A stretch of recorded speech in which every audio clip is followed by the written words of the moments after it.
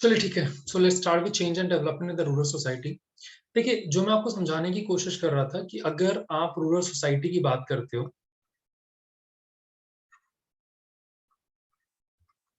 तो आज भी बोला यह जाता है कि 69% से ज्यादा जो पॉपुलेशन 69% से ज्यादा पॉपुलेशन है वो आज भी रूरल एरियाज के अंदर रहती है। राइट, तो 69% से ज्यादा पॉपुलेशन आज भी रूरल एरियाज के अंदर रहती है, पहला।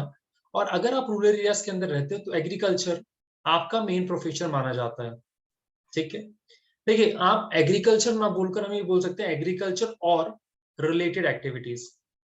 एग्रीकल्चर रिलेटेड एक्टिविटीज का मतलब वो सारी एक्टिविटीज जो एग्रीकल्चर को सपोर्ट करती हैं डायरेक्टली या इनडायरेक्टली। फॉर एग्जांपल, जैसे एग्रीकल्चर में आपको शॉपकीपर्स भी चाहिए, राइट, आपको ट्रांसपोर्टेशन फैसिलिटी भी चाहिए, राइट, आपको स्मॉल स्केल बिजनेस भी चाहिए। ठीक है, हो सकता है गांव के अंदर आपको डिफरेंट वैरायटी के लोग आपको मिल जाते हैं, जैसे आपको आयरन स्मिथ मिल जाता है, या आप कह सकते हो आपको ब्लैक स्मिथ मिल जाता है, आपको what you called Goldsmith मिल जाता है जो वहां पर काम कर रहे होते हैं। तो बहुत सारी एक्टिविटीज जो साथ में चलती रहती है, राइट। तो अभी तक ये देखा गया है कि अगर आप रूरल सोसाइटी की बात करते हैं तो मोर देन 69% पॉपुलेशन आज भी रूरल एरियाज में रहती है, राइट। उनका जो मेन प्रोफेशन होता है दैट इज एग्रीकल्चर और रिलेटेड एक्टिविटीज जो आप यहाँ पर आपको देखने को मिलती है, राइट। नाउ नेक्स्ट, अगर आप बात करते हो तो यहां पर अगर आपके पास एग्रीकल्चर टर्म आता है तो आपको दो तरीके की फार्मिंग देखने को मिलती है पूरे इंडिया में, जो मैंने लास्ट क्लास में आपको समझाने की कोशिश की थी। The first is called subsistence farming, the second is called commercial farming. The first is called subsistence farming, the second is called commercial farming, right. Subsistence farming का मतलब क्या होता है कि यहां पर आप जो भी चीज ग्रो कर रहे हो वो अपने लाइवलीहुड के लिए ग्रो कर रहे हो, मतलब खुद के लिए ग्रो कर रहे हो। आप सबसिस्टेंस फार्मिंग में उतना ही ग्रो कर पाते हो कि आप अपनी फैमिली को फीड कर पाओ, राइट, उससे ज्यादा ग्रो नहीं होता। इंडिया में सबसे ज्यादा सबसिस्टेंस फार्मिंग ही होती है। Then we have commercial farming. देखिए, कॉमर्शियल फार्मिंग हमेशा मार्केट ड्रिवन होती है और इसका मेन एम क्या होता है? To earn more and more profit. ठीक है, इसका मेन एम क्या होता है? To earn more and more profit, right. यहां तक समझ में आ गया? तो इस एग्रीकल्चर या इस रूरल सोसाइटी में किस तरीके का ट्रांसफॉर्मेशन आ रहा है, या किस तरीके का ट्रांसफॉर्मेशन पहले आया था, या किस तरीके से आपको सोशल स्ट्रक्चर देखने को मिलता है, किस तरीके से रूरल एरियाज में जो लोग हैं उन्हें फोर्स किया जाता है कि आप अर्बन एरियाज में माइग्रेट करो, वो सारी की सारी चीजें हम इस टॉपिक में या इस चैप्टर में पढ़ने वाले हैं। देखिए, जब भी ये वर्ड आता है ना एग्रीकल्चर, एग्रीकल्चर सिर्फ एक वर्ड नहीं है, ठीक है, ये आपके एक वे ऑफ लाइफ को शो करता है, राइट। वे ऑफ लाइफ का मतलब, ठीक है, आप ये कह सकते हो कि ये आपके लिए सोर्स ऑफ लाइवलीहुड तो है, बट उसके साथ साथ आपका कल्चर, राइट, आपके फेस्टिवल, बहुत सारे फेस्टिवल वो डिसाइड करता है। जैसे आपका बैसाखी हो गया, पोंगल हो गया, बिहू हो गया, उगाड़ी हो गया, ये सारी के सारी वो फेस्टिवल हैं जो एग्रीकल्चर सीजन की बिगिनिंग में मनाए जाते हैं, राइट। इनफैक्ट जो हिंदू न्यू ईयर आता है वो भी एग्रीकल्चर सीजन के स्टार्टिंग में ही आता है, राइट। तो इसीलिए बोला जाता है कि agriculture is not just a form of livelihood, it's also way of life. आपकी जो फूड हैबिट्स हैं वो इस बात पे भी डिपेंड करती हैं कि आपके एरिया में कौन से क्रॉप ग्रो होती है, कौन सा एग्रीकल्चर होता है। जैसे मैं लास्ट क्लास में बता रहा था, आप साउथ इंडिया में जाते हो वहां पे केले के पत्ते पे आपको खाना मिलता है। अगर आप वेस्ट बंगाल में जाते हो वहां पर मच्छी चावल फेमस है, क्यों? बिकॉज वहां पे सबसे ज्यादा राइस ग्रो होता है, राइट। तो again it's a way of life, right. उसके अलावा देखिए, अगर आप एग्रीकल्चर की बात करते हैं तो रूरल एरियाज के अंदर या एंशिएंट टाइम, मिडिवल टाइम में एग्रीकल्चर हर चीज डिसाइड करता था। वो आपके पॉलिटिकल सिस्टम को डिसाइड करता था, वो आपके सोशल स्ट्रक्चर को डिसाइड करता था, वो आपके कल्चरल बिहेवियर को डिसाइड करता था, हर एक चीज को डिसाइड करता था। जैसे आई गिव एन एग्जांपल, देखिए, एग्जाम्पल को समझने से पहले आपको यह समझना होगा कि there is two term. The first term is caste, the second term is class. Caste is more unique in India, ठीक है। आपको इंडिया में कास्ट सिस्टम देखने को मिलता है, क्लास सिस्टम देखने को बहुत कम मिलता है। अब तो धीरे धीरे अर्बनाइजेशन की वजह से वो चीजें आनी शुरू हो गई, बट पूरे यूरोप में you will find class. Class का मतलब क्या होता है? You have rich, medium, poor, ठीक है। You have rich class, medium और मिडिल क्लास और पुअर क्लास। कास्ट सिस्टम में जो एक हायरार्की बनी हुई थी कि ब्राह्मण, क्षत्रिय, वैश्य, शूद्रास, ठीक है, जहां पर ब्राह्मण को सोसाइटी में सबसे ज्यादा रिस्पेक्ट मिलती है, शूद्रास को सबसे कम रिस्पेक्ट मिलती है, राइट। लेटर ऑन ये देखा गया कि इवन दो इंडिया में एक कास्ट सिस्टम है, बट कास्ट और क्लास इंडियन रूरल सोसाइटी में ओवरलैप कर जाता है। ओवरलैप करने का मतलब कि अगर आप टॉप पैराफेरी में आते हो या फिर अगर आप अपर कास्ट में आते हो, तो आपके पास लैंड एज अ रिसोर्स होने के चांसेस बहुत ज्यादा है, ठीक है। और अगर आप शूद्रास में आते हो या आप दलित में आते हो, तो या तो आपके पास लैंड होल्डिंग नहीं होगी या बहुत कम होगी, राइट। अगर आपके पास लैंड होल्डिंग नहीं है, then you have to work as agriculture labourer. आपके पास कोई और दूसरा ऑप्शन नहीं है। आपको एग्रीकल्चर लेबर बनके उन लोगों को सर्व करना पड़ेगा जो कि जिनके पास लैंड होल्डिंग है। और गांव में जैसा कहा जाता है ना कि जिसकी लाठी उसकी भैंस, तो यहाँ पर भी सेम चीज है कि अगर आपके पास लैंड है तो इस एग्रीकल्चर लेबरर को आप डोमिनेट कर सकते हो। एग्रीकल्चर लेबरर को डोमिनेट करने का मतलब कि देखो यार, अब मान लो आई एम अ जमींदार, मान लेते हैं इफ आई एम अ जमींदार, तो पूरे के पूरे एरिया पे मैं तो मतलब कोई भी क्रॉप ग्रो नहीं करूंगा, राइट। तो मेरे पास there is a surplus land. अगर मेरे पास सरप्लस लैंड है, इफ आई एम जमींदार, मेरे पास सरप्लस लैंड है, मेरे पास ज्यादा जमीन है, अगर मेरे पास कोई एग्रीकल्चर लेबर या वो पर्सन आता है जो बोलता है भैया मुझे खेत दे दो यार, मुझे इस पे क्रॉप ग्रो करनी है, आपके पास तो खाली पड़ा हुआ है, ठीक है। मैं कहता हूँ ठीक है, मैं आपको देने को तैयार हूं, but I will charge 50 to 75% of the total produce. 50 to 75% of the total produce का मतलब आप जितना भी ग्रो करोगे उसका 50 to 75% मैं रखूंगा। तो इस बेचारे के पास बचा क्या? मतलब ये पैसा सारा इसका इन्वेस्टमेंट होगा, राइट, सारी मेहनत इसकी होगी, बट मेजोरिटी शेयर कौन लेके जा रहा है? आपका जमींदार। उसके अलावा भी क्योंकि लैंड होल्डिंग मेरी है, तो मैं जैसे चाहे इस पर्सन को डिक्टेट कर सकता हूं। अगर मैं इस पर्सन को बोलता हूं कि ठीक है भाई 6 दिन तुम अपने घर पे काम करो, एक दिन तो मेरे घर पे आके काम करना पड़ेगा free of cost, this is called free labour और बेगार जिसे आप कहते हो। तो यहां पर उसे करना पड़ेगा, उसके पास कोई ऑप्शन नहीं है, राइट। तो ये फ्री लेबरर, बेकार, एक्सप्लॉयटेशन वो सब चल रहा था। और उस टाइप की सोसाइटी में, मतलब जो एंशिएंट सोसाइटी थी, इसको बेगार नाम देके, इसको फ्री लेबर का नाम ना देकर एक नाम के साथ डिनोट किया जाता था, दैट इज कॉल्ड पेट्रोनेज, ठीक है। अब पेट्रोनेज का मतलब क्या होता है? देखिए पहले के टाइम पे मान लीजिए कि अगर मैं जमींदार हूं, ठीक है, और मेरे नीचे जितने भी लोग हैं या पूरे गांव को मैं ही रूल कर रहा हूं, तो पैट्रोनेज का मतलब ये होता है कि अगर कोई भी लेबर मेरे पास आता है, ठीक है, तो मेरी दया दृष्टि उसके ओर बनी रहती है। फॉर एग्जाम्पल कि अगर मान लीजिए किसी लेबर को कोई भी चीज की जरूरत पड़ जाती है, ठीक है, I am always there. But क्योंकि वो मेरे गांव में रहता है, तो मैं अपने हिसाब से उसे डिक्टेट करूंगा। क्योंकि वो मेरे गांव में रहता है तो मैं जैसे चाहे वैसे उसको डिक्टेट कर सकता हूँ, उसको जो बोल सकता हूँ वो उसे करना पड़ेगा, उसके पास कोई दूसरा ऑप्शन नहीं होगा, right. Now it simply means कि अगर आप एक रूरल एरिया में रहते हो तो आपके लिए लैंड एक इंपॉर्टेंट रिसोर्स है, राइट। अगर आपके पास जमीन है तो आप ये कह सकते हो कि आपके पास एक अच्छा खासा पॉलिटिकल सिस्टम हो सकता है। अगर आपके पास जमीन है तो आपके पास एक अच्छा खासा सोर्स ऑफ लाइवलीहुड हो सकता है, otherwise you have to face exploitation. But अगर आप लैंड की बात करते हो तो लैंड में दो चीजें हैं। पहला, ओनरशिप, कि वो उस लैंड को ओन कौन करता है, पहला। दूसरा, उसका डिस्ट्रीब्यूशन पैटर्न। अगर आप ओनरशिप की बात करो तो बहुत सारे ऐसे गांव हैं जहां पे दलित्स को लैंड ओन करने की परमिशन नहीं दी जाती। ऐसे बहुत सारे जमीन है, ऐसे बहुत सारे एरियाज हैं जहां पे अगर आप दलित बैकग्राउंड से बिलोंग करते हो तो आपको लैंड ओन करने की परमिशन नहीं दी जाती, ठीक है, पहला। दूसरा, even though by law women के लिए कहा जाता है कि जो लॉ ऑफ इनहेरिटेंस ये कहता है कि फादर की प्रॉपर्टी में बॉय और गर्ल दोनों का सेम राइट है, ठीक है, बट टेक्निकली ये देखा जाता है कि women were excluded from the ownership of the land, right. उन्हें ओनरशिप नहीं दी जाती। उन्हें ओनरशिप नहीं देने का मतलब ideally by law they are suppose to get the equal share, but practically they are not, उन्हें नहीं मिलता।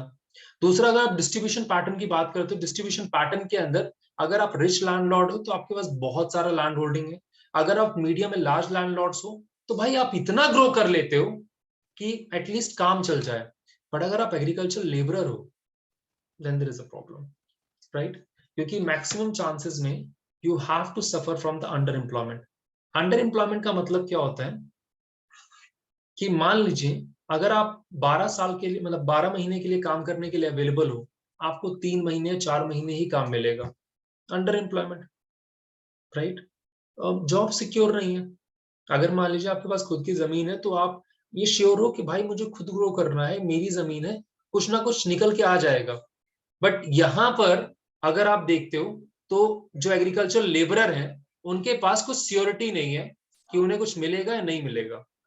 सॉरी, हाँ, तो मैं वही चीज समझाने की कोशिश कर रहा था कि अगर आप रूरल एरिया से बिलोंग करते हो, राइट, और अगर आप वुमेन हो तो आपको प्रॉपर्टी ओन नहीं की जाती। दूसरा, अगर आप यहाँ डिस्ट्रीब्यूशन पैटर्न की बात करते हो, डिस्ट्रीब्यूशन पैटर्न के अंदर यहाँ पे देखा गया है कि अगर आप रिच लैंडलॉर्ड आते हो तो यहाँ पर आपके पास एक बहुत बड़ी लैंड होल्डिंग होती है, आपके पास बहुत सरप्लस ग्रो होता है। अगर आप मीडियम लैंडलॉर्ड हो तो आप इतना ग्रो कर लेते हो कि आप अपने आप को सफाइज कर सको। बट अगर आप एग्रीकल्चर लेबरर हो तो आपके पास मिनिमम वेजेस भी नहीं होते।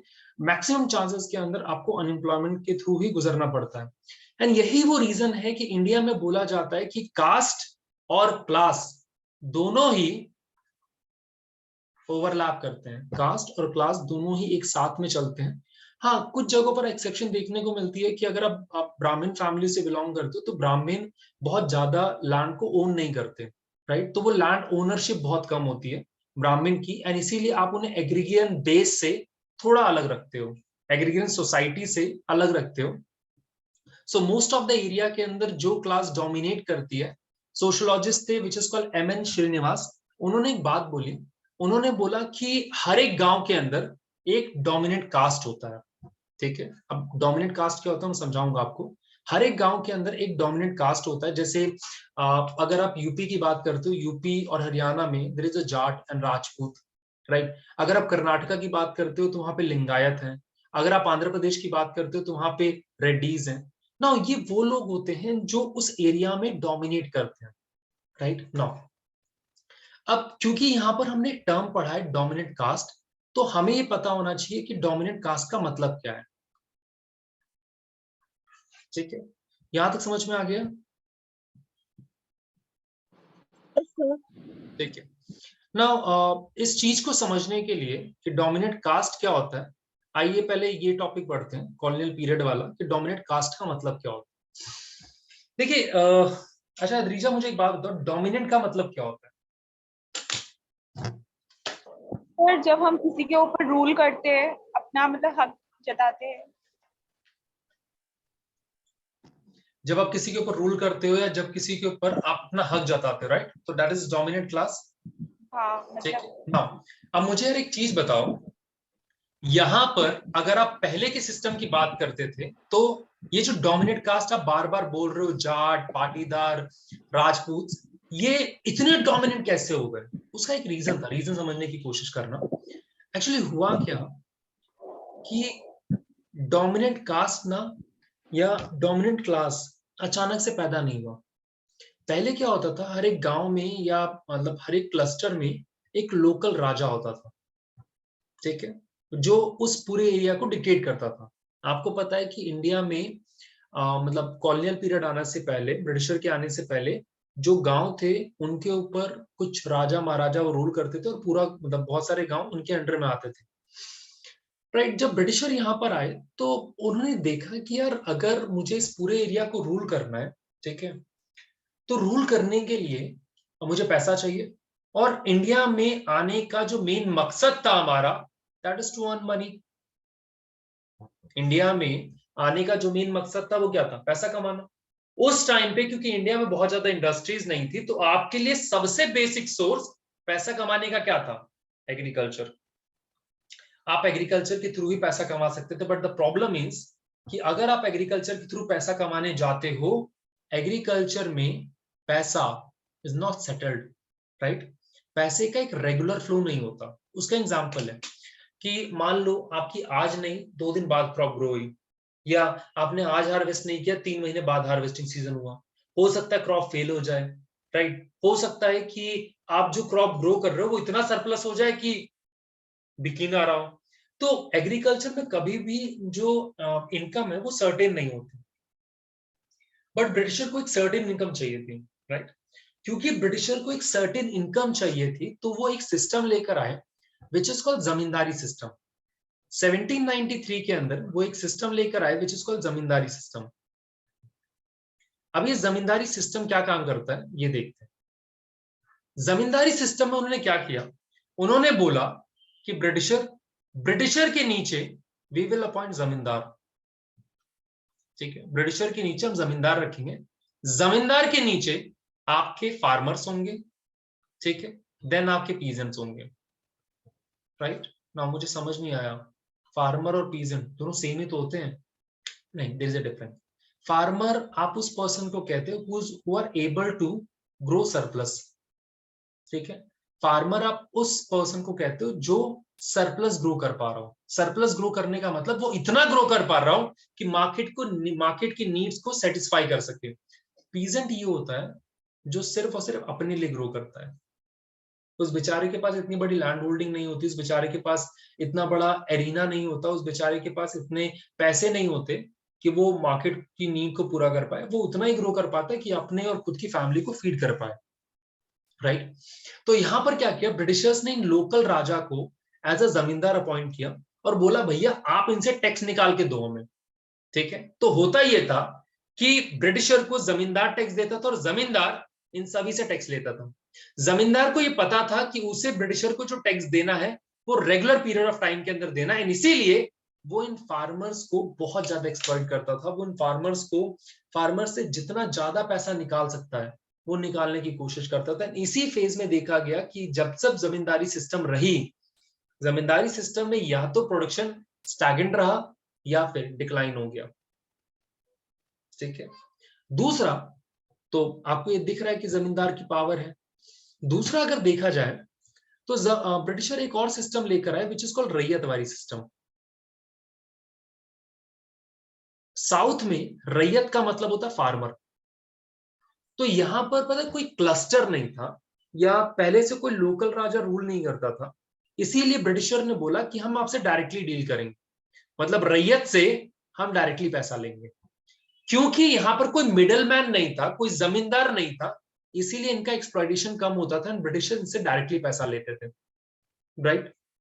नाउ अब हुआ क्या कि जब ब्रिटिशर यहाँ पे चले गए, ठीक है, तो ब्रिटिशर यहाँ पे चले गए तो इंडियन गवर्नमेंट ने एबॉलिशमेंट ऑफ जमींदारी सिस्टम कर दिया, मतलब जमींदारी सिस्टम को खत्म कर दिया। ना जब जमींदारी सिस्टम को खत्म किया, ये जो फार्मर थे जो अदरवाइज कभी खुद क्रॉप ग्रो करते थे, नाउ दे बिकम ओनर। क्यों? बिकॉज जैसे आपने जमींदारी सिस्टम खत्म की, मैक्सिमम लैंड होल्डिंग इनके पास आ गई, जो कभी तक जमींदार के यहाँ पे काम करते थे। इसीलिए यहाँ पर लिखा हुआ था while the same dominant caste are probably cultivating caste in the pre-colonial period, they are not the direct owner of the land। ना ही डायरेक्ट ओनर थे। डायरेक्ट ओनर कौन था? जमींदार। ना ही वो डायरेक्ट ओनर थे, खुद कल्टीवेट करते थे। बट जब जमींदार चला गया या जमींदार की डेथ हो गई या जमींदार को रिमूव कर दिया गया, देन इन दैट के सारी की सारी पावर अब इनके कंट्रोल में आ चुकी थी, and that is the reason they are the most dominant class. क्योंकि एग्रीकल्चर में अगर आपके पास जमीन है तो आपके पास पैसा है, अगर आपके पास पैसा है तो पॉलिटिकल पावर ऑटोमेटिकली आ जाती है। तो यहां पर वही चीज समझाने की कोशिश हो रही है, राइट? ठीक है, यहां तक क्लियर है? यहां तक क्लियर है? Yes. ठीक है, नाउ आगे बात करते हैं। देखिए, जब मैं वही समझाने की कोशिश कर रहा था कि जब इंडिया इंडिपेंडेंट हुआ, तो मैंने आपको पहले ही बोला था कि जब इंडिया इंडिपेंडेंट हुआ था हमारी literacy was just 16%, 16% literacy rate थी हमारी। जब इंडिया इंडिपेंडेंट हुआ तो हमारे पास 40 करोड़ की पॉपुलेशन थी, और 40 करोड़ की पॉपुलेशन को फीड करने के लिए हमारा पैसा नहीं था। 40 करोड़ की पॉपुलेशन थी, उस पॉपुलेशन को खिलाने के लिए पैसा नहीं था। हम अमेरिका से अंडर एन एग्रीमेंट PL 480 पैसा मतलब खाना मंगवाते थे। बहुत सारे इकोनॉमिस्टों का कहना ये था कि Indian economy ship to mouth, India में शिप से खाना आता है, लोगों डायरेक्टली लोगों के मुंह में चला जाता है, राइट। कंडीशन बहुत बुरी थी। हमारा जो एग्रीकल्चर ग्रोथ रेट था वो 4% था, जो बहुत कम था। दूसरा, आपकी प्रोडक्टिविटी बहुत कम थी, ठीक है। अब देखो फर्क क्या होता है, there is a term between there is a difference between a production and productivity. ये समझते हैं दोनों का मतलब क्या होता है। सो दो टर्म आते हैं, एक होता है प्रोडक्शन, दूसरा होता है प्रोडक्टिविटी। प्रोडक्शन का मतलब ये होता है कि मान लो मेरे पास 1 हेक्टेयर की लैंड है, ठीक है। प्रोडक्शन का मतलब क्या होता है, मान लो मेरे पास 1 हेक्टेयर की लैंड है, ठीक है। अगर मेरे पास 1 हेक्टेयर ऑफ लैंड है, अगर मेरे पास 1 हेक्टेयर ऑफ लैंड होल्डिंग है, और अगर मुझे प्रोडक्शन बढ़ाना है, तो मुझे भैया 2 हेक्टेयर की लैंड होल्डिंग चाहिए, तभी मैं अपने प्रोडक्शन को बढ़ा सकता हूं। मतलब प्रोडक्शन आपका तभी बढ़ता है जब आपका लैंड साइज बढ़ रहा हो, ठीक है, पहला। दूसरा, प्रोडक्टिविटी। प्रोडक्टिविटी में होता क्या है कि मान लो मेरे पास सिर्फ और सिर्फ 1 हेक्टेयर ऑफ लैंड है, अभी मैं इससे 1000 kg ग्रो करता हूं। अगर मैं इसे 2000 kg ग्रो करना चाहता हूं, तो मुझे इसके ऊपर इन्वेस्ट करना पड़ेगा, मुझे फर्टिलाइजर, पेस्टिसाइड, ये सब चीजें डालनी पड़ेंगी, ताकि मैं इसकी प्रोडक्टिविटी को इंक्रीज कर पाऊं, ताकि सेम पैच ऑफ लैंड से मैं ज्यादा ग्रो कर पाऊं। क्योंकि लोगों के पास खाने को नहीं था, तो there was a intense amount of large poverty, गरीबी बहुत थी, राइट। लोग अफोर्ड नहीं कर पा रहे थे खाना। एंड उसी टाइम पे गवर्नमेंट को लगा कि हमें कुछ अलग करना चाहिए, हमें कुछ मेजर रिफॉर्म्स लाने चाहिए। उस मेजर रिफॉर्म्स को लाने के लिए गवर्नमेंट ने बहुत सारे लॉ पास किए, ठीक है, जिनमें से सबसे पहला, सबसे इंपॉर्टेंट, और आप ये कह सकते हो सबसे एफिशिएंट लॉ जिसको इंप्लीमेंट किया गया था, that is your abolishment of zamindari system. So that is your abolishment of zamindari system, और ये सबसे इफेक्टिव माना जाता है। यहां पर आपने क्या किया, जमींदारी एज अ प्रोफेशन खत्म कर दिया। क्योंकि जमींदारी एज अ प्रोफेशन खत्म कर दिया, तो जमींदार के पास जितनी भी लैंड होल्डिंग थी, वो सारी किसके पास चली गई, उनसे नीचे जो लोग काम करते थे उनसे नीचे जो लोग थे उनके पास। एंड लेटर ऑन वही लोग डोमिनेट क्लास कहलाए, ठीक है। तो मैंने यही समझाया कि जब जमींदार यहां से चले गए, तो जमींदार के नीचे जो फार्मर काम करते थे, they become the most dominant class, right. But अगर आप किसी से जमीन छीनोगे, अगर आप किसी से उसका प्रोफेशन छीनोगे, तो यार ऑब्वियसली वो बिना स्ट्रगल के तो काम नहीं करेगा।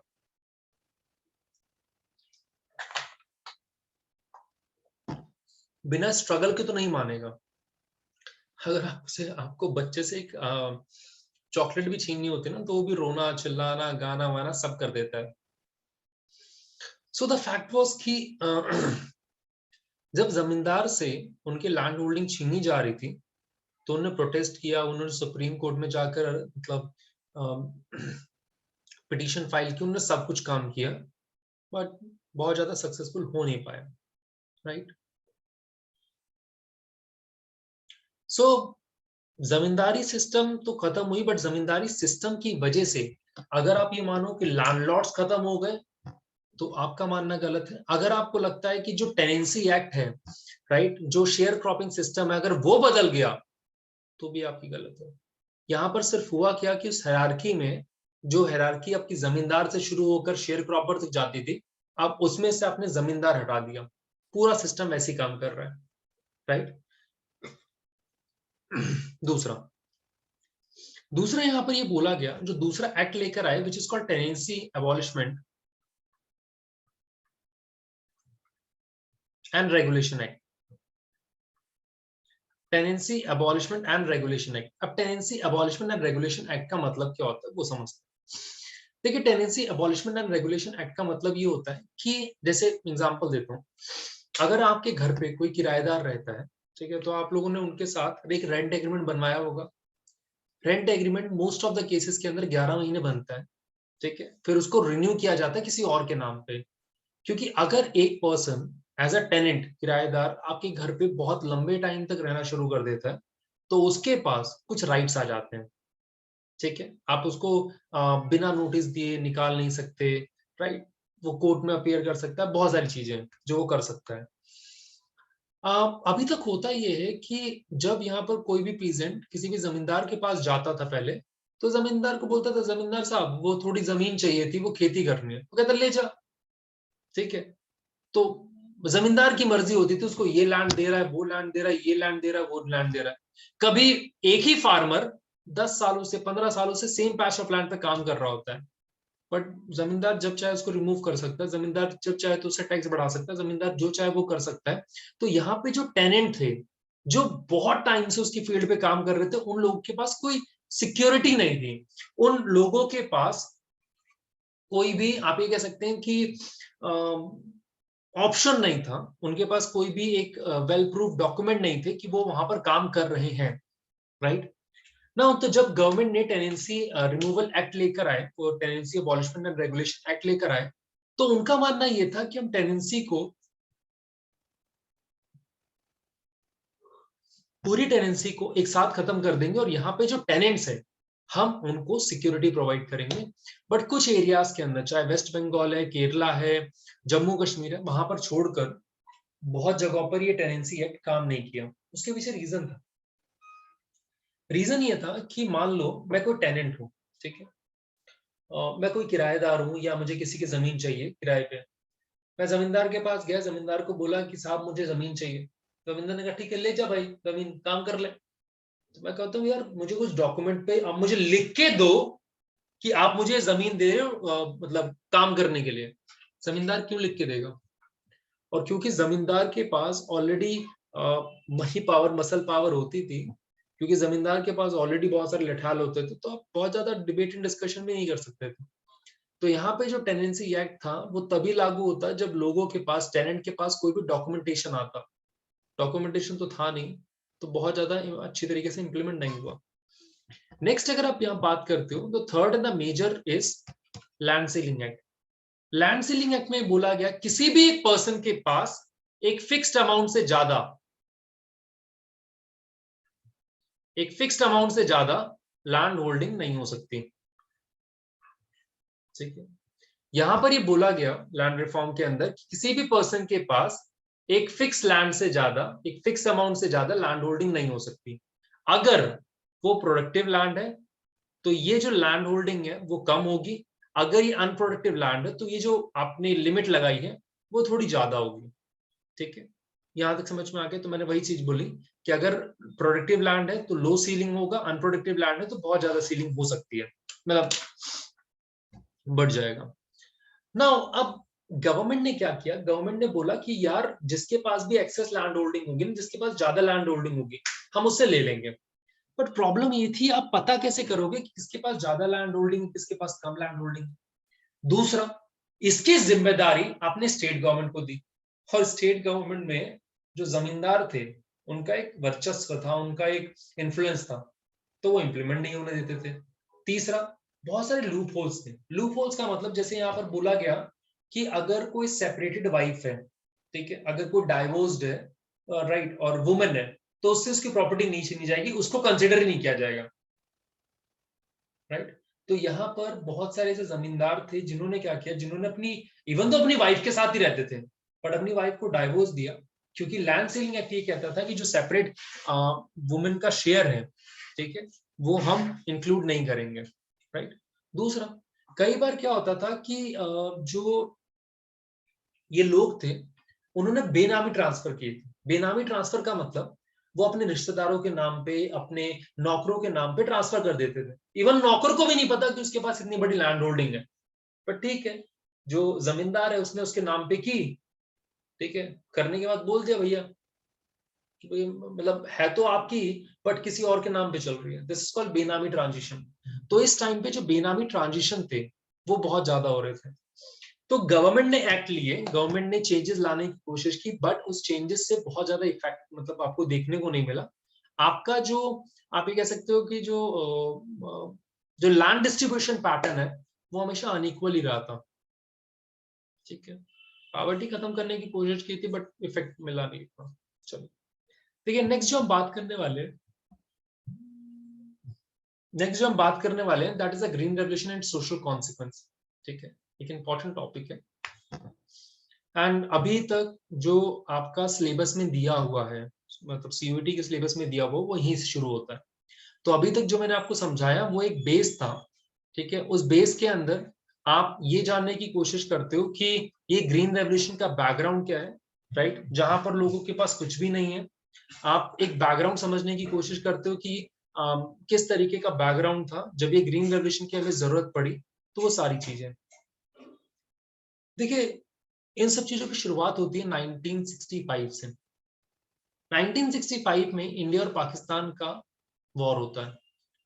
उस वॉर के टाइम पे अमेरिका पाकिस्तान के साथ खड़ा हुआ था। अमेरिकन प्रेसिडेंट ने इंडियन प्राइम मिनिस्टर को फोन करके बोला कि आप इस वॉर को रोक दो और अपनी हार एक्सेप्ट कर दो, अदरवाइज मैं जो आपके साथ एग्रीमेंट चला रहा हूं विच इज कॉल्ड PL 480 वो मैं खत्म कर दूंगा और आपको खाना नहीं मिलेगा।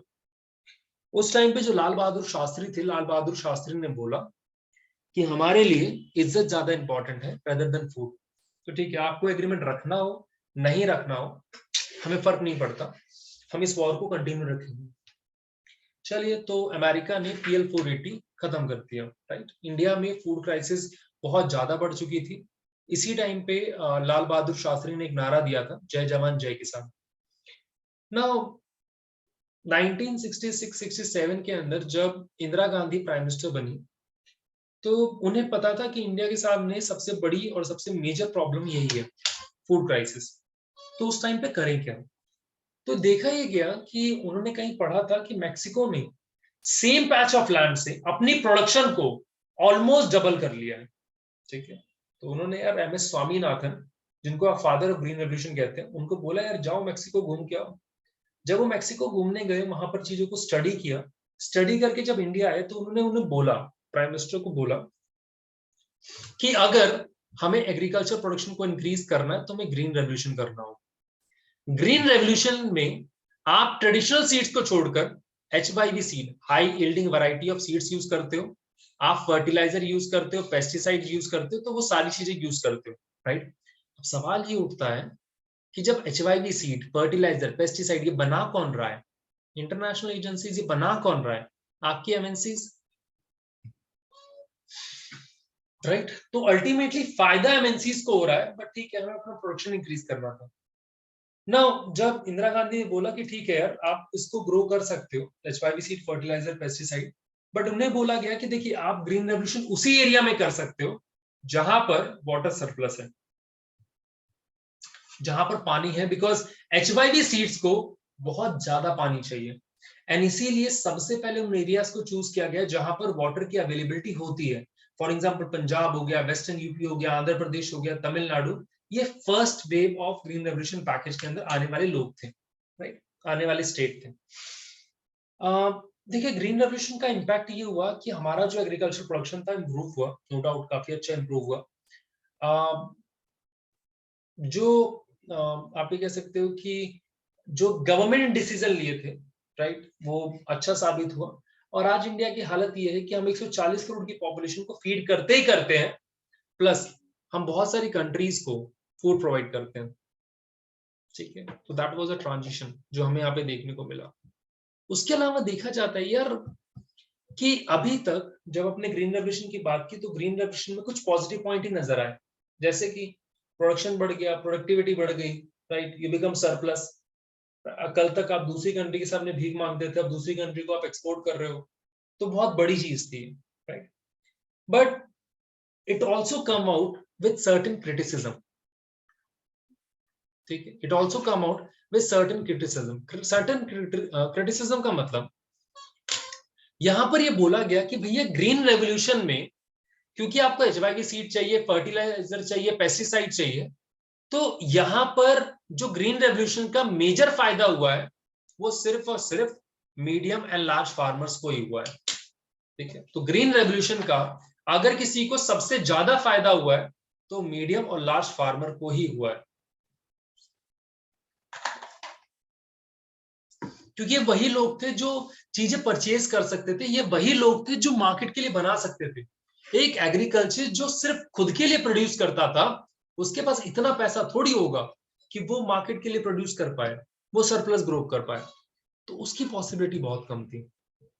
दूसरा, यहां पर ये देखा गया कि ग्रीन रेवोल्यूशन आने की वजह से आपकी इनइक्वालिटीज बढ़ी हैं। इनइक्वालिटीज बढ़ने की वजह से रीजन क्या है कि देखिए, मुझे ये पता चल चुका था कि अगर मैं प्रोडक्शन बढ़ता है, ठीक है, अगर मेरा प्रोडक्शन बढ़ता है तो मेरी सेल भी बढ़ेगी, अगर सेल भी बढ़ेगी तो प्रॉफिटेबिलिटी बढ़ेगी। तो होता ये था कि जिसके पास लैंड होल्डिंग है, अब वो और अमीर होता जा रहा है, जिसके पास लैंड होल्डिंग नहीं थी वो और गरीब होता जा रहा है। क्योंकि जिसके पास लैंड होल्डिंग नहीं थी, राइट, वो और गरीब होता जा रहा है, तो उसके पास कोई ऑप्शन नहीं है ना, ही हैव टू माइग्रेट, उसे कहीं ना कहीं किसी और जगह पर जाना पड़ता था, ठीक है। एंड इसीलिए यहां पर आप देखते हो ग्रीन रेवोल्यूशन की वजह से कुछ एरियाज के लोग माइग्रेट करने के लिए मजबूर हो गए, ठीक है, क्योंकि agriculture after green revolution become a profitable business. And इसीलिए देखा गया जो लैंड ओनर क्लास थे, उन्होंने जितने भी लोगों को उन्होंने जमीन दी हुई थी उनसे जमीन छीनी और बोला भैया हम खुद ग्रो करेंगे, ठीक है। तो ये भी एक इशू था। तीसरा जो मैं बता चुका हूं कि displacement of service caste which was used to carry agricultural activities, वो भी चीजें हो गई। तीसरा ये बोला गया कि यार स्टेट टू स्टेट डिफरेंशिएशन आपको देखने को मिला। स्टेट टू स्टेट डिफरेंशिएशन देखने का मतलब कि जिन स्टेट में ग्रीन रेवोल्यूशन आया वहां पर प्रोडक्टिविटी बढ़ी, प्रोडक्शन बढ़ा, पैसा बढ़ा, बट जिन एरियाज के अंदर ग्रीन रेवोल्यूशन नहीं आया वहां पर पॉवर्टी इंक्रीज हुई, और पॉवर्टी इंक्रीज होने की वजह से वहां पे जो फ्यूडल सिस्टम था वो और स्ट्रांग हुआ। फ्यूडल सिस्टम स्ट्रांग होने का मतलब लैंडलॉर्ड्स हैं, लैंडलॉर्ड्स के नीचे बहुत सारे लोग काम कर रहे हैं, तो this is feudal system. Feudal system और स्ट्रांग हुआ, फ्यूडल सिस्टम की वजह से वहां पे राइट्स लाइक सिचुएशन होनी शुरू हो गई, वहां पे दंगे होने शुरू हो गए, बिकॉज चीजें वही थी। हाँ, कुछ लोगों का मानना ये है कि एम्प्लॉयमेंट वेजेस बढ़े हैं एग्रीकल्चर मतलब वर्कर्स के लिए, कुछ एरियाज के अंदर गवर्नमेंट ने भी एग्रीकल्चर वेजेस बढ़ाए हैं, बट जो डिमांड ऑफ लेबर है वो भी इंक्रीज हुई है। बट पता प्रॉब्लम क्या आई है? प्रॉब्लम ये आई है कि सबसे पहली बात, इन्फ्लेशन बहुत था, महंगाई बहुत थी। दूसरा, अभी तक जो एम्प्लॉयर हैं वो पैसा कैश में ना देके काइंड में देते थे, बट अब उन्होंने पैसा कैश में देना शुरू कर दिया। काइंड में मतलब कि मान लीजिए मेरे पास मतलब 1 हेक्टेयर ऑफ लैंड होल्डिंग है, और उस 1 हेक्टेयर ऑफ लैंड होल्डिंग के अंदर मैंने 1000 किलो ग्रो किया है, ठीक है। तो यार अगर जो मैं जमींदार खुश होके मुझे 50 किलो 60 किलो ऐसे दे देता था कि ले जा भाई, राइट, तो मुझे इन्फ्लेशन से बहुत ज्यादा फर्क नहीं पड़ता था, बिकॉज मेरे घर का काम चलाने वाला सामान ऑलरेडी आ जाता था। बट अब ये हो क्या रहा है कि प्राइजेस बढ़ रहे हैं, प्राइजेस बढ़ने की वजह से, राइट, प्राइजेस बढ़ने की वजह से आपका जो मोड है वो छोटा होता जा रहा है, आपकी जो इकोनॉमिक कंडीशन है वो खराब होती जा रही है, जो अपने आप में एक बहुत बड़ी प्रॉब्लम क्रिएट कर रही थी। दूसरा, देखिए ग्रीन रेवोल्यूशन के बाद यहां पर यह बोला गया कि ग्रीन रेवोल्यूशन ने प्रोपेल किया कि आप सिंगल क्रॉप ग्रो करो। पहले इंडिया में क्या होता था ना, मल्टीपल क्रॉप ग्रो करते थे। मल्टीपल क्रॉप ग्रो करने का मतलब आप राइस भी ग्रो कर रहे हो, वीट भी ग्रो कर रहे हो, बहुत सारी चीजें ग्रो कर रहे हो। बट यहाँ पर ग्रीन रेवोल्यूशन आने के बाद आपको पता है कि भैया इस क्रॉप को ग्रो करने के बाद मुझे इतना प्रॉफिट होता है, तो जिस क्रॉप को ग्रो करने के बाद आपको सबसे ज्यादा प्रॉफिट मिलेगा आप वही ग्रो करोगे। एंड इसीलिए there is a monoculture, right, एक सिर्फ और सिंगल क्रॉप ग्रो की जाती थी बहुत वास्ट ऑफ लैंड में। Again a kind of commercial farming जो आपको यहाँ पे देखने को मिलती है। यहां तक समझ में आ गया? ठीक है, चलिए let's take a 5 minute break, ठीक है, उसके बाद शुरू करते हैं, ठीक है।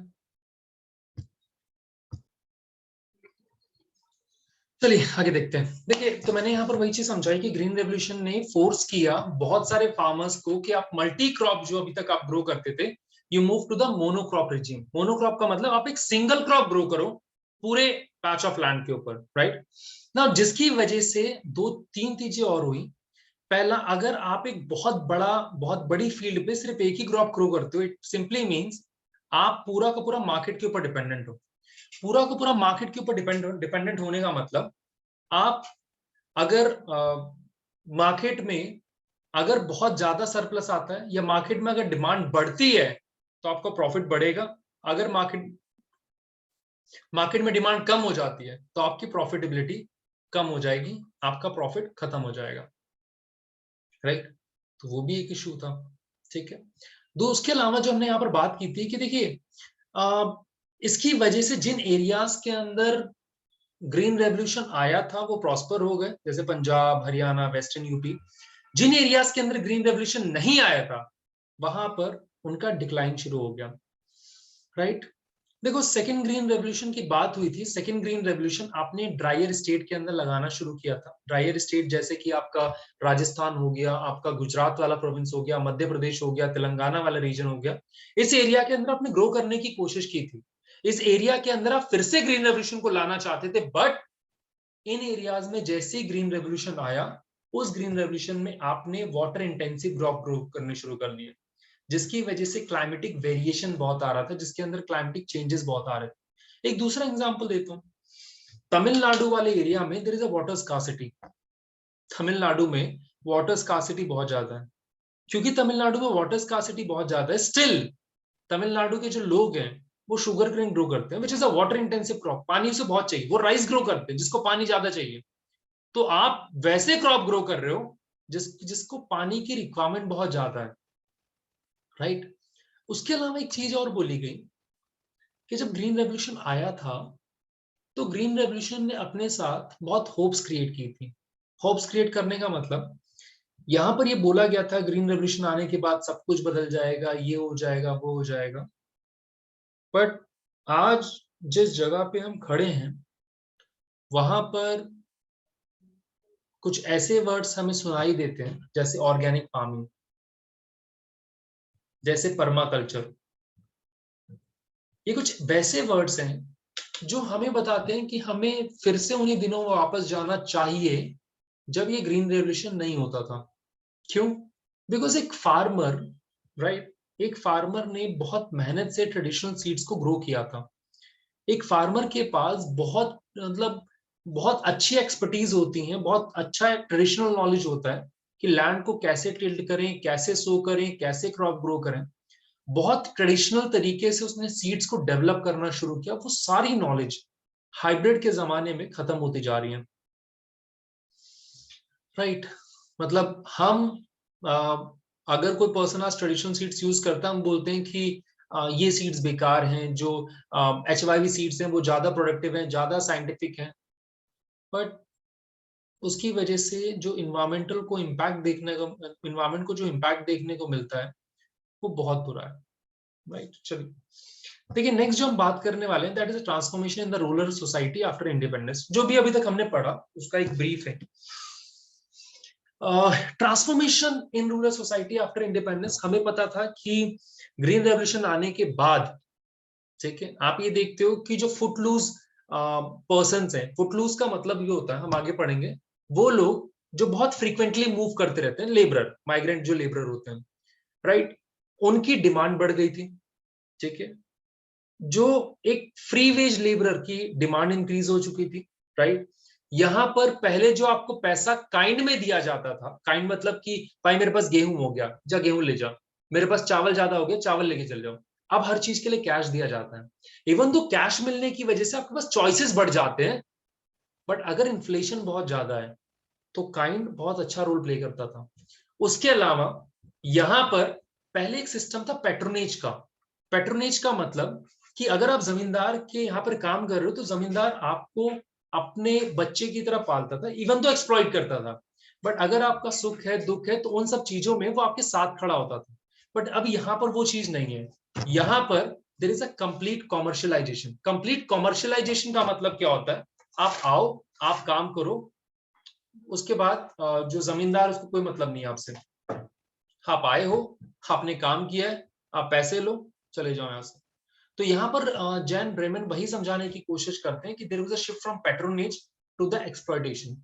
और आजकल का जो प्रोडक्शन हो गया, it is more and more कॉमर्शियलाइज्ड।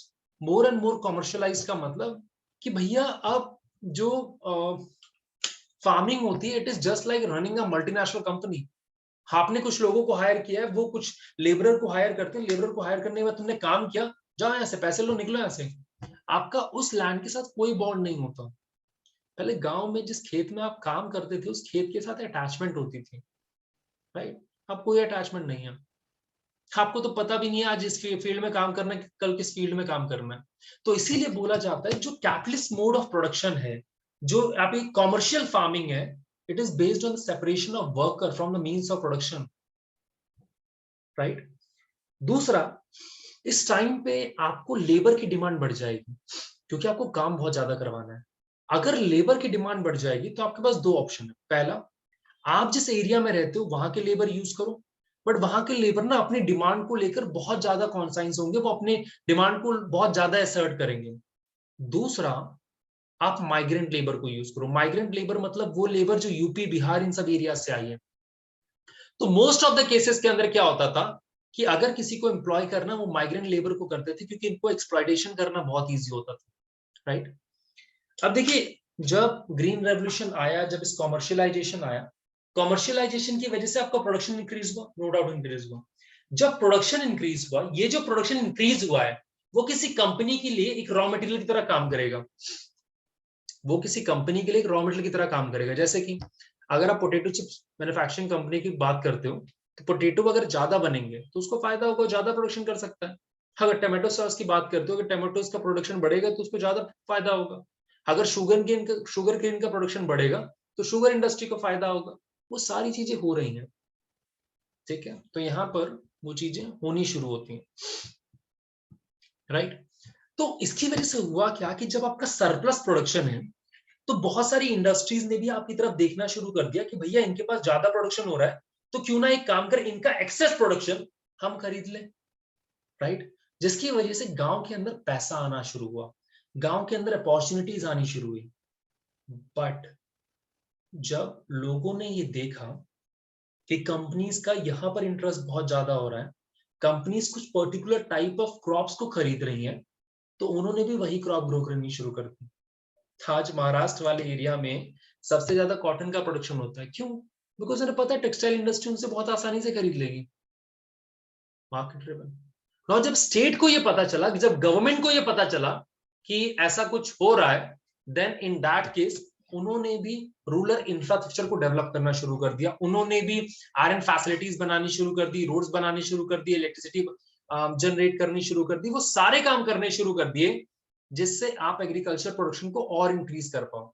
जैसे यहाँ पे दो तीन स्कीम है, जैसे एक आपका दीनदयाल उपाध्याय ग्राम ज्योति योजना हो गया, राइट? आपका जो ये मनरेगा स्कीम है वो भी इसी के अंदर में आता है। तो वो सब चीजें की गई। एक उदय योजना है, वो भी क्रिएट किया गया ताकि रूरल डेवलपमेंट किया जा सके, राइट? तो यहाँ पर वो रूरल इकोनॉमी को, सारी चीजों को इंप्रूव करना चाहते थे, वो चेंजेस लाना चाहते थे। यहां तक समझ में आ गया?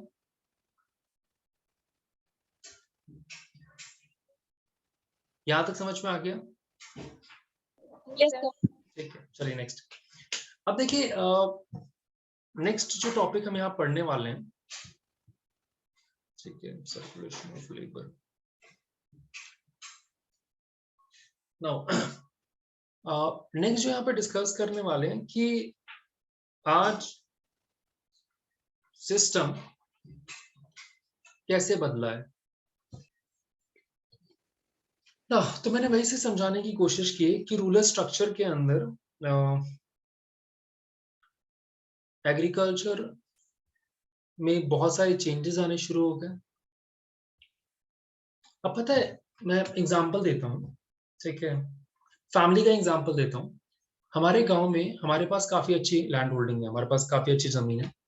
उस जमीन से बहुत ज्यादा प्रॉफिट नहीं होता, बट जितना भी प्रॉफिट होता है, जितना भी हमारे पास पैसा आता है, उस पैसे को हम कहीं ना कहीं इन्वेस्ट कर देते हैं, ठीक है?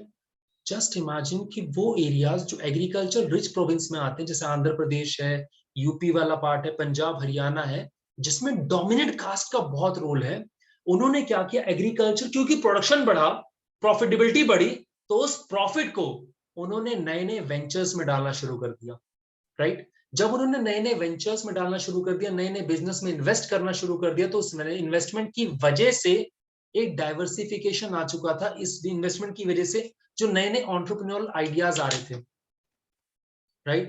एंटरप्रेन्योरल आइडिया का मतलब आप ये कर सकते हो, ये कर सकते हो। अगर आप लोगों ने शार्क टैंक इंडिया देखा हो, तो शार्क इंडिया में भी तो यही हुआ था, बहुत सारे रूरल एरियाज के लोग आए थे जो ये बोल रहे थे कि हमने इस तरीके का प्रोजेक्ट बनाया है, आप हमें इन्वेस्टमेंट दो, राइट। तो ये जो एंटरप्रेन्योर ग्रुप है, देखिए ये जो बिजनेस क्लास है जिसने एग्रीकल्चर से बहुत पैसा कमाया, अब ये पैसे को अलग अलग जगहों पे इन्वेस्ट करेगा, और अगर वो इन्वेस्ट करता है और उस इन्वेस्टमेंट से उन्हें और पैसा मिलता है तो दे बिकम मोर और मोर इकोनॉमिकली एंड पॉलिटिकली डोमिनेंट। ठीक है, ये वही लोग होते हैं, क्योंकि ये पॉलिटिकली डोमिनेंट है, ये इकोनॉमिकली डोमिनेंट है, तो ये पैसे को इन्वेस्ट कर सकते हैं, और इन्वेस्ट ये अपने बच्चों की एजुकेशन पे खर्च करेंगे, राइट। उनके बच्चों की एजुकेशन पे खर्च होने की वजह से उन्हें व्हाइट कॉलर जॉब मिलेगी, एंड वो अर्बन मिडिल क्लास मतलब एक अच्छी जिंदगी जी सकते हैं।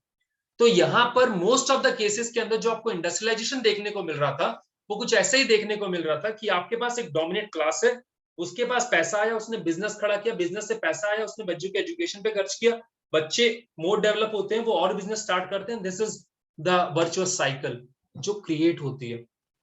वही दूसरी तरफ अगर आप लेबर की बात करते हो, उसके पास कुछ नहीं है, ना उसके पास पैसा है, ना वो बच्चों की एजुकेशन पे खर्च कर सकता है, ना वो कुछ कर सकता है,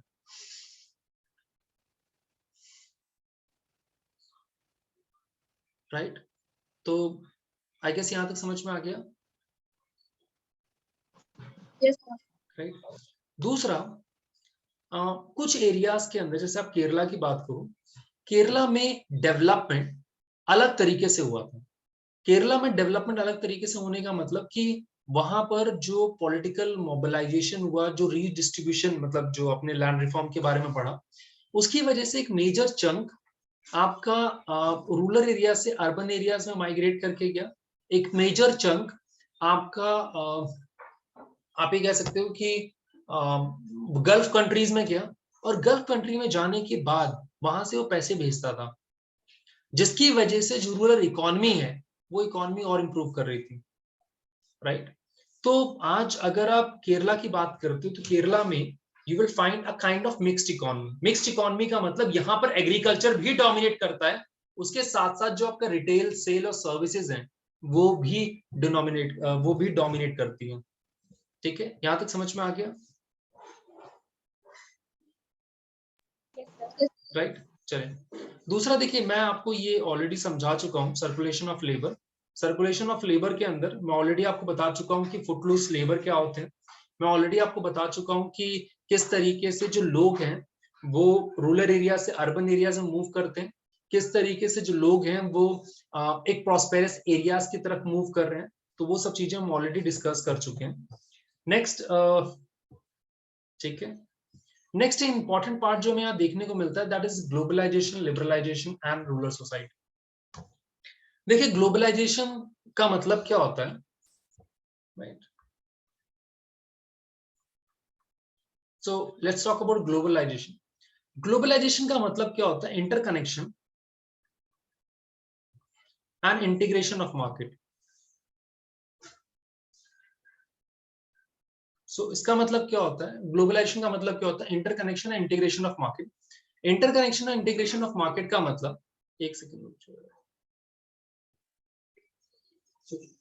तो यहां पर अगर आप ग्लोबलाइजेशन की बात करते हो, ग्लोबलाइजेशन का मतलब क्या होता है, इंटरकनेक्शन इंटीग्रेशन ऑफ मार्केट।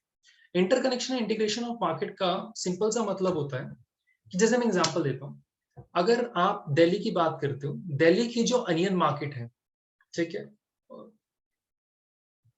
और नासिक की जो अनियन मार्केट है वो इंटरलिंक्ड है। जैसे कि दिल्ली में अनियन के रेट क्या होंगे, ठीक है, दिल्ली में अनियन के रेट बढ़ेंगे कम होंगे, वो इस बात पर डिपेंड करता है कि नासिक अनियन की कितनी सप्लाई करता है। अगर नासिक अनियन की ज्यादा सप्लाई करता है तो प्राइसेस कम होंगे, अगर सप्लाई कम होगी तो प्राइसेस ज्यादा होंगे। इसी तरीके से मैं बोल सकता हूं कि ये दोनों के दोनों इंटरलिंक्ड है, ठीक है, ये दोनों के दोनों इंटरलिंक्ड है, राइट। ठीक है, कि दिल्ली की जो मार्केट है, दिल्ली की जो अनियन मार्केट है और जो नासिक की अनियन मार्केट है, वो दोनों ही एक दूसरे के ऊपर डिपेंडेंट है, ठीक है, for the demand supply. Liberalisation क्या होता है, लिबरलाइजेशन का मतलब होता है removing of the trade barriers.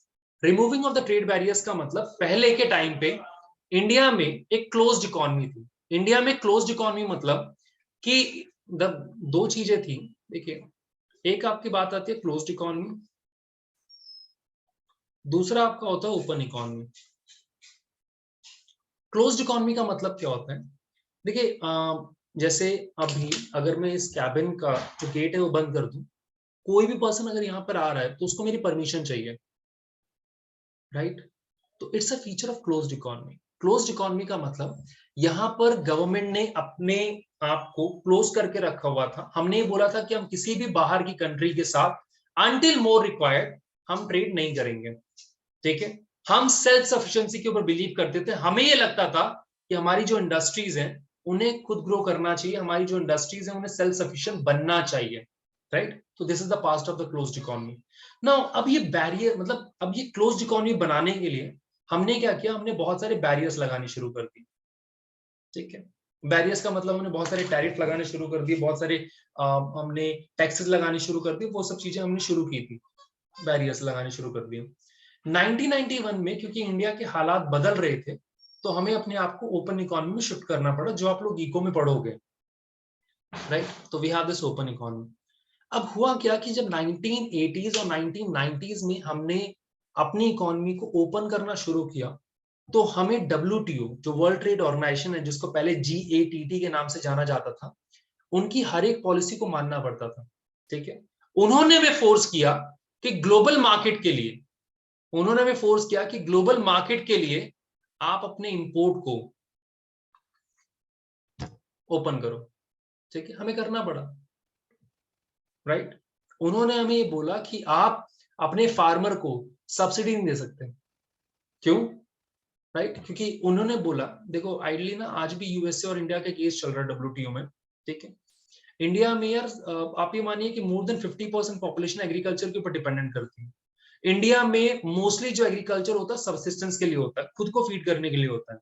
तो गवर्नमेंट क्या करती है? गवर्नमेंट बहुत सारे सब्सिडी देती है। सब्सिडी से जैसे मान लो एक फार्मर हूं, मैं एक फर्टिलाइजर लेने गया, फर्टिलाइजर की कीमत है 100 रुपए, ठीक है? अब मैं 100 रुपए अफोर्ड नहीं कर सकता, राइट? और ये बात गवर्नमेंट को पता है, तो गवर्नमेंट कंपनी के पास जाती है, कंपनी को बोलती है आप इसका MRP 50 रुपए कर दो, ठीक है? ताकि लोग अफोर्ड कर पाए।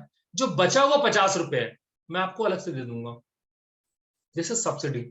सो WTO के कहने पे हमने अपनी सब्सिडीज को रेगुलेट करना शुरू कर दिया, हमने अपनी सब्सिडीज कम कर दी, राइट? एंड यही वो रीजन है कि आज आप देखते हो कि दुनिया का कोई भी ऐसा आइटम नहीं है जो आपको इंडिया में देखने को नहीं मिलता, राइट? इवन कुछ टाइम पहले तो हमने वीट को भी इंपोर्ट करना शुरू कर दिया था, राइट? जब वीट को इंपोर्ट किया तो उसको लेकर बहुत बड़ी कंट्रोवर्सी हुई थी, एंड उस कंट्रोवर्सी में ये बोला गया कि उस कंट्रोवर्सी में ये बोला गया कि हम फिर से PL 480 जैसी चीज फिर से शुरू कर रहे हैं, ठीक है? हम फिर से मतलब बाहर की कंपनी के ऊपर डिपेंडेंट हो रहे हैं, बाहर की कंट्री के ऊपर डिपेंडेंट हो रहे हैं खुद खाने के लिए, जबकि हम इतना ग्रो कर सकते हैं। एग्रीकल्चर के ग्लोबलाइज्ड होने में हमने ये देखा कि बहुत सारी MNCs अब कॉन्ट्रैक्ट फार्मिंग कर रही हैं। बहुत सारी MNCs डायरेक्टली फार्मर से बात करती हैं कि भाई आप हमारे लिए एक पर्टिकुलर क्रॉप ग्रो करो। जैसे एग्जांपल देता हूँ, महाराष्ट्र में there was a case, Maharashtra high court के पास एक केस गया जहां पर लेस कंपनी ने कुछ फार्मर्स को एक particular type of potato grow करने से मना कर दिया, ठीक है? इवन तो अपनी फील्ड पे कर रहे थे, तो उसने बोला आप ये पोटैटो ग्रो नहीं कर सकते। क्यों? बिकॉज मेरी कंपनी इस पोटैटो से पोटैटो चिप्स बनाती है। वो जो फार्मर्स थे वो हाई कोर्ट पहुंचे, हाई कोर्ट ने लेस को बोला आप कौन होते रोकने वाले? बट ये कंपनी सब डोमिनेट करती हैं, राइट? अब ये कंपनी जैसे पेप्सिको हो गया, लेज हो गई, वो सारी कंपनीज हैं जो मतलब फार्मर से अपने मन मुताबिक क्रॉप ग्रो करवाती हैं, ठीक है? और इनसे जो पैसा लिया जाता है वो प्री डिटरमाइंड फिक्स प्राइस पे लिया जाता है। प्री डिटरमाइंड फिक्स प्राइस का मतलब क्या होता है? मान लो मैं लेस कंपनी का पर्सन हूँ, ठीक है? मैं फार्मर के पास गया, फार्मर को बोला भैया आपको 1000 kg ऑफ पोटैटो ग्रो करना है, जिसको मैं 10 रुपए पर केजी पे खरीदूंगा। अब अगर क्रॉप ग्रो होने के बाद market rate 20 rupees per KG होता है तो भी मैं 10 रुपए में खरीदूंगा, अगर 5 रुपए पर केजी होता है तो भी मैं 10 रुपए में खरीदूंगा, ठीक है? तो भी मैं 10 रुपए में खरीदूंगा। So this is a feature of contract farming. But the fact is कि कॉन्ट्रैक्ट फार्मिंग आप किसके लिए करते हो? मोस्टली एलीट क्रॉप के लिए, और elite crop most of the cases के अंदर इकोलॉजिकल सस्टेनेबल नहीं होती, राइट? अगर कंपनीज यहाँ पे फोर्स कर रही है कि आपको एक पर्टिकुलर टाइप ऑफ क्रॉप को ग्रो करना है, तो आपके पास कोई ऑप्शन नहीं है ना, आपको वही चीज करनी पड़ेगी। आप मल्टीपल क्रॉपिंग नहीं कर सकते, आप ऐसा नहीं कर सकते कि आप अपने लिए वीट ग्रो करो, राइस ग्रो करो, नहीं कर सकते, राइट? कंपनी जो बोल रही है उस हिसाब से आपको काम करना पड़ेगा, and you are totally dependent on the market कि मार्केट कैसा रिएक्ट करता है, ठीक है? तो आपकी जो इंडिजीनियस नॉलेज है, जो आपका एक्सपीरियंस है, मतलब सालों का जो एक्सपीरियंस है, वो सब खत्म होता जा रहा है। और जब से ये इंटरनेशनल एमएनसीज इसमें आई हैं, तब से नुकसान बढ़ता जा रहा है, राइट? आज अगर आप देखते हो तो गांव में ही जाके देखो, एग्रीकल्चर में जब से ग्लोबलाइजेशन का फीचर आना शुरू हुआ है, ये जो एमएनसीज कंपनी है, इनके जो एजेंट्स हैं, वो गांव-गांव पहुंचे हुए हैं एचवाईवी सीड बेचने के लिए, फर्टिलाइजर बेचने के लिए, पेस्टिसाइड बेचने के लिए। और इन्हें सिर्फ अपना प्रोडक्ट सेल करना होता है। वो आपको, जो फार्मर्स हैं, उनकी डिपेंडेंसी इन फर्टिलाइजर पेस्टिसाइड्स के ऊपर इंक्रीज करना चाहते हैं। उन्हें फर्क नहीं पड़ता इकोलॉजिकल क्राइसिस क्या आता है, उन्हें फर्क नहीं पड़ता, क्रॉप फेलियर से, डेथ से, कोई फर्क नहीं पड़ता। आज इंडिया में सबसे ज्यादा फार्मर सुसाइड करते हैं, क्यों? Because most of the cases के अंदर क्रॉप फेल हो गया, आपने किसी से लोन लिया था, वो लोन रीपे नहीं कर पाए। और देखो, एनसीईआरटी ये बोलता है कि सुसाइडल जो केसेस हैं, it is not because of one factor, सिर्फ एक फैक्टर की वजह से नहीं होता कि क्रॉप फेलियर हो गया। मतलब it is a matrix event. Matrix event का मतलब, आप कुछ इस तरीके से मैट्रिक्स बनाते हो, बहुत परमुटेशन कॉम्बिनेशन है, बहुत अलग अलग रेंज है, जो किसी भी पर्सन को फोर्स करती है कि वो सुसाइड करे, राइट? आज अगर आप देखते हो तो ग्रीन रेवोल्यूशन के बाद, राइट, इवन तो हमारा एग्रीकल्चर प्रोडक्शन इंक्रीज हुआ है, बट जो कॉस्ट ऑफ प्रोडक्शन है वो भी बढ़ गई है। अब क्रॉप्स महंगी बनती है क्योंकि गवर्नमेंट ने सब्सिडीज हटा दी हैं। कुछ लोगों को लोन लेना पड़ता है, मतलब ये ट्रैक्टर, मतलब थ्रेशर, ये सब खरीदने के लिए, जिसकी वजह से कई बार वो डेट ट्रैप में फंस जाते हैं, राइट? कई बार फार्मर के पास अगर पैसा नहीं होता तो वो मतलब घर में शादियों के लिए, कुछ एक्सपेंसेस के लिए, एजुकेशन लोन के लिए, मेडिकल के लिए लोगों से लोन लेता है और फिर उसे चुका नहीं पाता। क्रॉप फेलियर से बचने के लिए यहाँ पर गवर्नमेंट ने एक योजना लेकर आए, विच इज कॉल्ड प्रधानमंत्री फसल बीमा योजना। जिस तरीके से इंसानों का इंश्योरेंस होता है, सिमिलरली यहाँ पर भी अब क्रॉप का इंश्योरेंस होगा कि अगर क्रॉप खराब हो जाती है, then in that case government आपको उसका इंश्योरेंस प्रोवाइड करेगी, या गवर्नमेंट आपको कुछ पे बैक करेगी, ताकि नुकसान कम से कम हो, ठीक है, या नुकसान की भरपाई की जा सके, और जो फार्मर्स हैं वो अपने आप को डेट ट्रैप में फंसा हुआ ना पाए, राइट? क्योंकि यार बहुत सारे ऐसे एग्जांपल्स आज आपको देखने को मिलते हैं, जहां पर आप ये कह सकते हो कि एक फार्मर, मतलब जो सुसाइड करता है, वो इसलिए करता है क्योंकि उसको सपोर्ट नहीं मिल रहा होता। यहाँ पर गवर्नमेंट सपोर्ट प्रोवाइड करने की कोशिश कर रही है, ठीक है? आई होप समझ आ गया होगा चैप्टर, ठीक है? This is all about the chapter in a brief. तो एक बार इस पूरे चैप्टर को ढंग से पढ़ लेना, ठीक है? ठीक है, यस सर। ठीक है। हम अब ट्यूसडे मिलेंगे, राइट? तो to start with new chapter, और जितना भी पढ़ा है प्लीज उसको पढ़ लेना एक बार, ठीक है? ताकि हम इसका टेस्ट अरेंज कर पाए। तो एक बार जब 30% सिलेबस हो जाएगा, तो उसके बाद मैं टेस्ट शुरू कर दूंगा, ठीक है? चलो बाय बाय।